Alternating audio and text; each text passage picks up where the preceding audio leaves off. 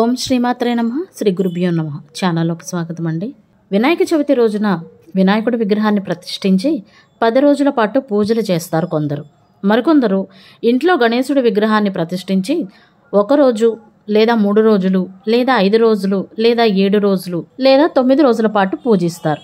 మరికొంతమంది నవరాత్రి ఉత్సవాలను నిర్వహించి 11వ రోజున నిమజ్జనం చేస్తారు. అయితే గణపతిని నిమజ్జనం చేసేటప్పుడు ప్రతి ఒక్కరూ ఖచ్చితంగా కొన్ని నియమాలను పాటించాలి. అప్పుడే మీరు పూజించిన గణపతి సంతోషపడి మీ ఇంటిపై కనకవర్షాన్ని కురిపిస్తాడు. పూజించిన వినాయకుడిని ఏ రోజున నిమజ్జనం చేయాలి, అలాగే ఏ రోజున చేయకూడదు, నిమజ్జనం చేసేవారు ఎటువంటి నియమాలను పాటించాలి, వినాయకుడి పీఠాన్ని ఏ విధంగా కదిలించాలి, అలాగే గణపతిని నిమజ్జనం చేసేటప్పుడు ఏ మంత్రం చదివితే మంచి జరుగుతుందో ఈ వీడియోలో తెలుసుకుందాం. ఈ సంవత్సరం వినాయక తిథి సెప్టెంబర్ 7వ తేదీ శనివారం రోజున ప్రారంభమై సెప్టెంబర్ 17వ తేదీ వరకు ఉంటుంది. ఈ 11 రోజులు చాలా శక్తివంతమైన రోజులు. వినాయకుడి విగ్రహాన్ని కనీసం 3 రోజులైనా సరే ఇంట్లో పూజించుకోవాలి. వినాయకుడిని ఇంట్లో 3 రోజులు పూజిస్తే ఇంట్లో ఎటువంటి సమస్యలు లేకుండా ఉంటాయి. అదే 5 రోజులు పూజిస్తే మీ ఇంటికి అష్టైశ్వర్యాలు వరిస్తాయి. అదేవిధంగా 9 రోజుల పాటు పూజిస్తే ముక్కోటి దేవతల ఆశీర్వాదం లభిస్తుంది. ఈ విధంగా ఎన్ని రోజులైనా సరే వినాయకుడిని పూజిస్తే మంచిది. వినాయకుడు మీ ఇంట్లో ఉన్నన్ని రోజులు ప్రతిరోజు దీపారాధన చేసి ఖచ్చితంగా 2 పూటల నైవేద్యాన్ని సమర్పించాలి. అప్పుడే మీరు చేసిన పూజకు రెట్టింపు పుణ్య ఫలితం లభిస్తుంది. ప్రతిరోజు నైవేద్యాన్ని సమర్పించలేని వాళ్ళు కనీసం ఒక బెల్లం ముక్కనైనా నివేదిస్తే చాలా మంచిది. మీ ఇంట్లో ఉన్న గణపతి విగ్రహాన్ని నిమజ్జనానికి తీసే ముందు స్వామివారి విగ్రహాన్ని 3 సార్లు మీ కుడి చేత్తో పట్టుకుని కదిలించాలి. పూజలో ఉన్న ఆకులను పువ్వులను కూడా తీసి స్వామివారితో పాటు నిమజ్జనం చేయండి. అయితే పూజలో పెట్టిన పాలవెల్లిని మరొక పూజకు ఉపయోగించుకోవచ్చు, లేదా పాలవెల్లిని కూడా నదిలో నిమజ్జనం చేయవచ్చు. అయితే మన ఇంట్లో ఉన్న గణపతి విగ్రహాన్ని తీయాలంటే సాయంత్రం 6 గంటల నుండి 9 గంటల సమయంలో స్వామివారికి దీపారాధన చేసి విగ్రహాన్ని తీయవచ్చు, నిమజ్జనానికి తీసుకువెళ్ళవచ్చు. ఇక వినాయకుని పూజలో పెట్టిన బియ్యంతో పరమాన్నం తయారు చేసి ఇంట్లో ఉన్న ప్రతి ఒక్కరూ ప్రసాదంగా స్వీకరించాలి. అలాగే కొన్ని బియ్యంతో అక్షింతలు తయారు చేసి మీ పూజ గదిలో పెట్టుకోండి. మంగళవారం అదేవిధంగా శుక్రవారం రోజున గణపతిని నిమజ్జనం చేయకూడదు. ముఖ్యంగా నదిలో నిమజ్జనం చేస్తేనే మంచిది. అలా వీలు కాకపోతే మన ఇంట్లోనే నిమజ్జనం చేసుకోవచ్చు. వినాయకుని విగ్రహాన్ని మగవారు నిమజ్జనం చేస్తేనే మంచిది. వినాయకుడిని పూజించడం ఎంత ముఖ్యమో నిమజ్జనం కూడా అంతే ముఖ్యం. మీ గణపతిని నిమజ్జనానికి తీసుకువెళ్లే ముందు ఇంట్లో ఉన్న ప్రతి ఒక్కరూ స్వామివారికి నమస్కారం చేసుకుని 9 గుంజీళ్లు తీయాలి. 9 రోజుల పాటు ఇంట్లో వినాయకుడిని పూజించడం కుదరని వాళ్ళు మీ ఇంటి దగ్గరలో ఉన్న గణపతి విగ్రహానికి మీ శక్తి మేరకు నైవేద్యాలను సమర్పించండి. అయితే గణపతికి సమర్పించే ఒక్కో నైవేద్యానికి ఒక్కో ప్రతిఫలం ఉంటుంది. వినాయక చవితి నాడు మొదటి రోజున ఇంట్లో పూజ చేసేటప్పుడు ఖచ్చితంగా 3 రకాల నైవేద్యాలు ఉండాలి. తప్పనిసరిగా ఉండాల్సిన నైవేద్యాలు ఏమిటంటే కుడుములు, ఉండ్రాళ్ళు, పరమాన్నం.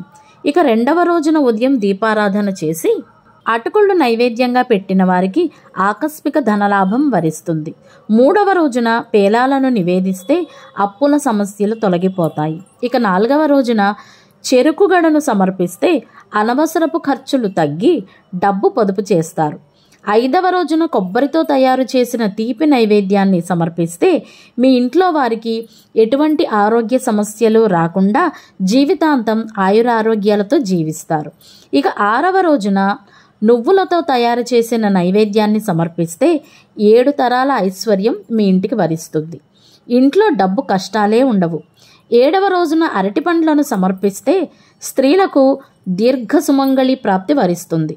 8వ రోజున సత్తుపిండిని నివేదిస్తే మీ పిల్లల భవిష్యత్తు బాగుంటుంది.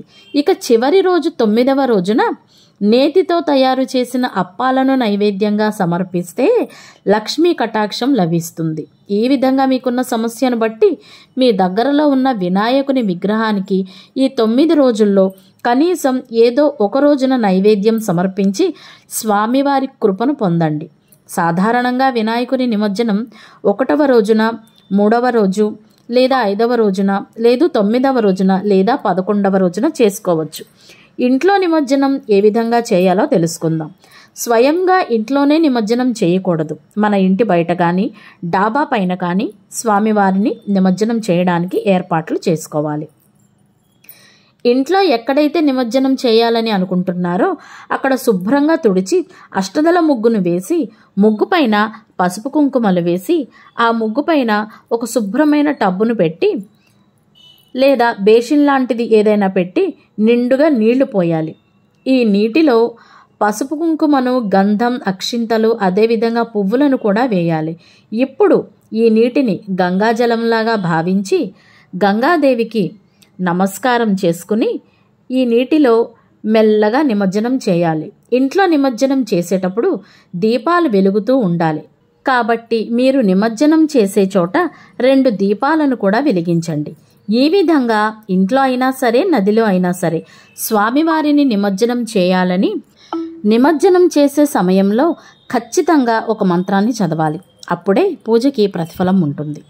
ఆ మంత్రం ఏమిటంటే శ్రీ గణేశం ఉద్వాసయామి శోభనార్థం పునరాగమనాయచ. ఈ మంత్రాన్ని చదువుతూ విగ్రహాన్ని నిమజ్జనం చేసిన తర్వాత ఆ నీటిని ఏదైనా చెట్టుకు పొయ్యాలి. ముఖ్యంగా రావి చెట్టుకు పోస్తే ఇంకా మంచిది. తులసి చెట్టుకు మాత్రం పొరపాటును కూడా పోయరాదు.